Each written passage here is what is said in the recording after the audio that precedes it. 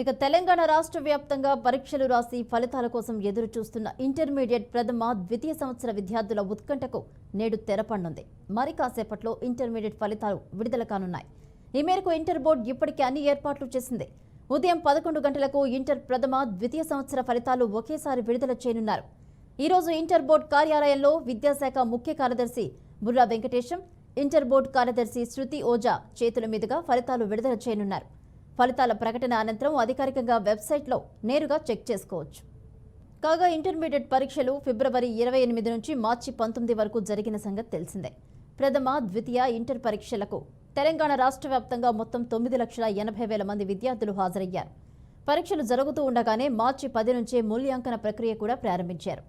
ఈ నెల 10తో మూల్యాంకనం ముగియడంతో ఆ తర్వాత ఫలితాలు, డీకోడింగ్ ప్రక్రియను కూడా పూర్తి చేసిన అధికారులు నేడు నాంపల్లిలోని ఇంటర్ బోర్డు కార్యాలయంలో ఫలితాల విడుదలకు రంగం సిద్ధం చేశారు.